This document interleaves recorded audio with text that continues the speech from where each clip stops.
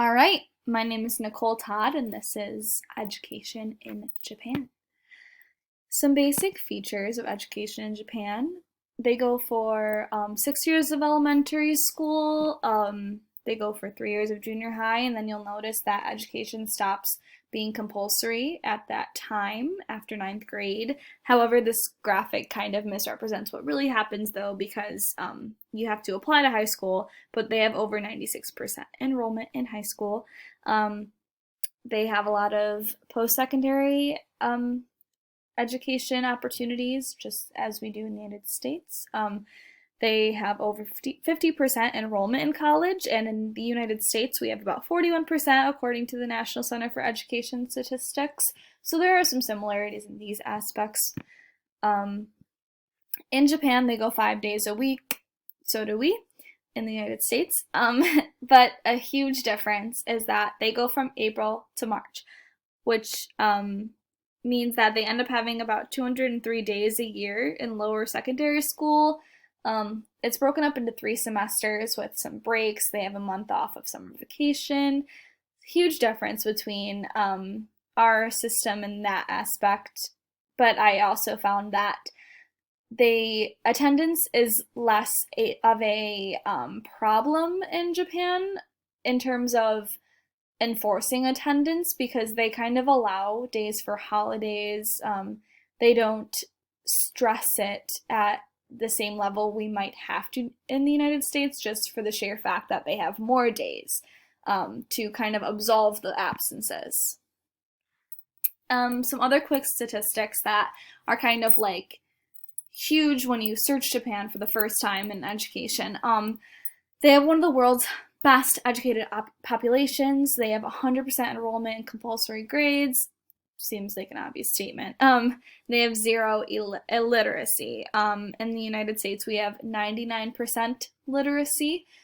So when you're thinking about amount of people, 99%, there's still a lot of people in the United States that are not literate, but not a terrible statistic, not a terrible comparison. The high school dropout rate is about 2% in Japan. I found it interesting to compare that to our US dropout rate of high school, which is 5.3%. People kind of attribute their low dropout rate to the fact that they have to apply to college, or high school rather, sorry, I misspoke. But I think that kind of makes some sense there. Moving on to cultural influences on education. I found it interesting that they don't really have any janitors in Japan, and that's because students are expected to clean schools in shifts as a part of their duties. In Japan, culturally, they value tidiness and group responsibility. People are expected to live up to certain cultural ideals, and tidiness is one of them. And I personally think it's a great thing, and a great thing taught at clearly a pretty young age. They have cultural clubs, so ancient Japanese arts like shodo, which is calligraphy, judo, which is a martial arts, as is kendo, and then seido, which is pictured here, and that's a Japanese tea ceremony. School is really competitive in Japan. That's one of the critiques of school in Japan. People believe that there might be too much pressure to succeed.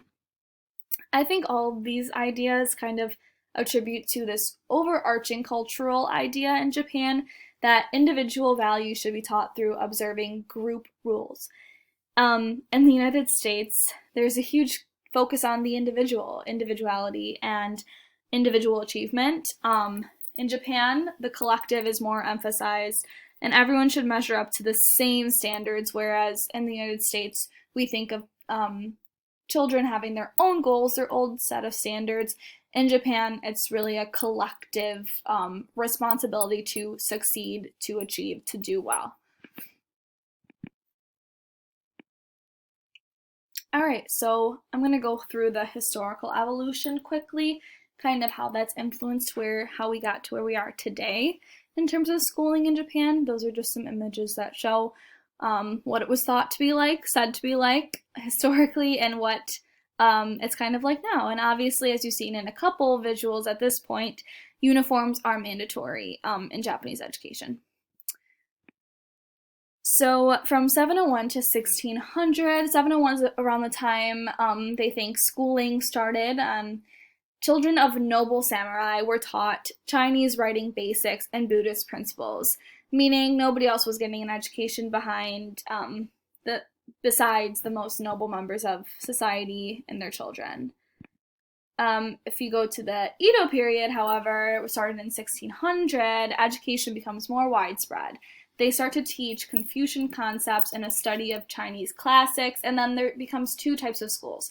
One with just samurai children, and then one with both commoners and samurai children.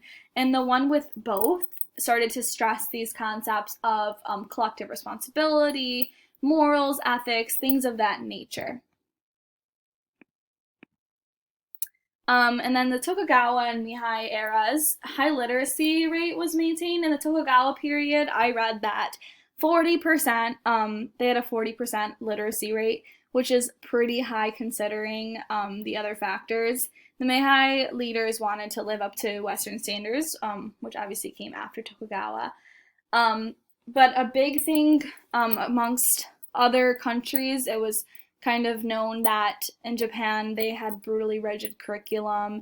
It pushed their students beyond their limits, and there still can be kind of traces of that with the whole competitive nature of the schooling and the high standards, but thankfully moved away from some of the brutal aspects of it. Finally, to today, 1950 to today, World War II brought huge educational reform, and that was kind of occupational forces saying you guys need a set curriculum, and fundamental law on education, the school education reform or law were kind of a subsequent reaction from occupational forces. Now, in recent years, there's been a really huge push for school exchange programs, like foreign exchange programs, understanding other cultures besides Japanese culture, creativity, critical thinking, and like the aspect of globalism, which I find to be really cool. Alrighty, and teachers. So I found it really great that in Japan teachers are well paid, highly respected. They're hired by the prefecture, hopefully I'm saying that right, not by the school. Prefecture would be like what we call a state in the United States. Teachers are also moved around every 3 or so years, less so when they get older and are more, they're more well acquainted with a particular school, but that's just to see where they mesh and have honestly more of a watch on what they're doing. Teachers must hold a degree from an institution of higher education. There are so many practicums, observations, and tests at the prefecture level before hiring. So this is after you would say in the United States, we're part of a master's program. Obviously, there are observations, tests, and we kind of do it through our programs. But in Japan, it's all observed by the government, and that has to be done before hiring. And lastly, there's a oversupply of qualified teachers. Obviously, we talk a lot about the teacher shortage here in the United States. That's not the case in Japan. It's a really, really highly respected profession. A lot of people see it as one of the highest public servants. And the test that's administered by the Minister of Education that ranks teachers, and then that impacts who's hired. And that's why there'll be like a list of teachers who are kind of on a list of maybe you'll get hired next year and you have to take the exam every year. In Japan, the average teacher salary is a US $47,561 according to the OECD. So as you can see from the teacher aspect, government role is huge. The Ministry of Education regulates curriculum, textbooks, classes at every level of the system, even in pre-K, and they have a pretty rigid control over what can happen. The Minister of Education must approve of the syllabus of all teacher education programs. So preparing teachers, the Ministry of Education is always involved, and I think that those two sides really kind of play into each other. One thing that I started to think about and actually read was that there's not a lot of administrative fluff in a lot of schools in Japan, and they actually have really low spending and really good results.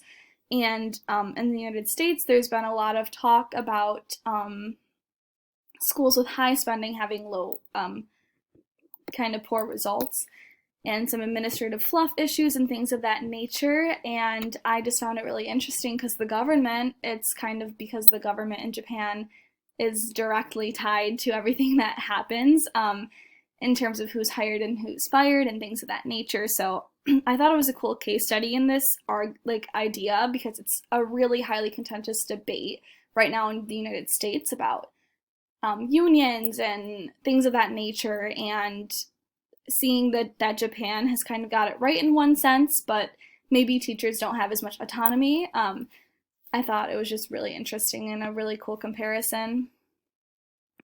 Alrighty.